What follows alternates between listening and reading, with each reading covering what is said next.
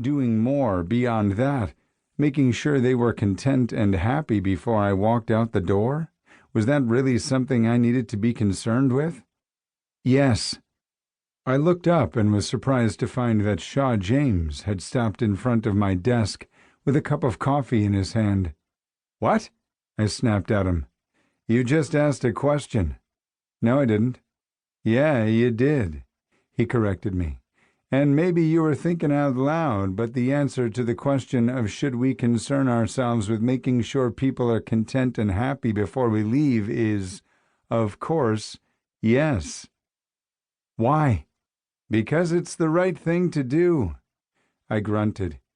You need to be more caring, he told me, smiling, as usual looking like some throwback Celtic warrior from the Iron Age.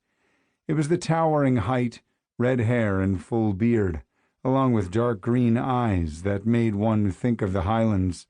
Get away from my desk, I ordered him. You know, he began, his voice softening into a steady, soothing croon. You've been a bit on edge since Bran and Croy left. Bran was old news, and yes, I'd enjoyed sleeping with him, but once I knew he was serious about Montana, I let it go. The change part of it, that he would need to be replaced with someone new, that had been where my irritation came in. Croy was different. I'd even asked him point blank if he was coming back, and that asshole had lied and said yes. At least with him I'd kept in touch. I'd gone to see him in Vegas to make sure he was all right. It was weird, but even though I'd been sleeping with Bran, I was closer to Croy. Probably because we weren't fucking, and even though I missed Bran, or anyone, in my bed, I actually missed talking to Croy. The fact that I'd made an effort had surprised the hell out of him, as well as the other guys in the office. But again, we still had to replace him, which meant a new face. I was annoyed just thinking about it. No one stays on the same team for their whole career anymore, my grandfather had complained the last time I was over watching football with him, before he and my grandmother took off for Phoenix, where they lived for half of the year. I hate it when my favorite players change teams. Me too. I hated change. Period. What's the matter with you? Shaw continued, needling me for some reason. Nothing's the matter with me, I groused at him, hoping he'd drop it and go back to his desk. It was weird. The guys in the office annoyed the crap out of me, but I liked them at the same time. And I was aware because I'd been told that it didn't make a lot of sense, but I knew them, knew how they did things, and there was a level of comfort in that. You are a testy motherfucker, Shaw assured me, walking away, but not before flicking over my pen holder just to be a dick.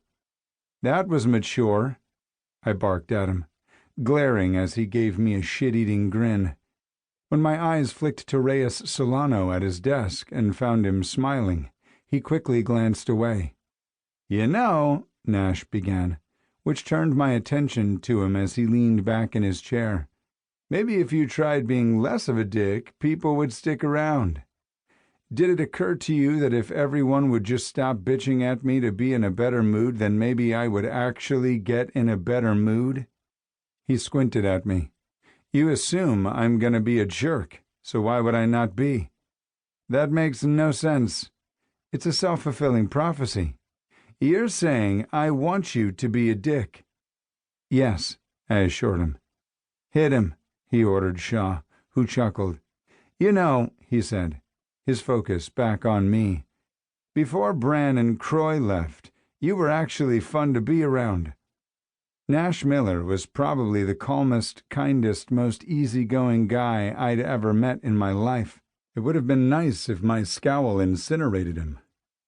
You tricked us into liking you back when you were charming, and we all want that guy back.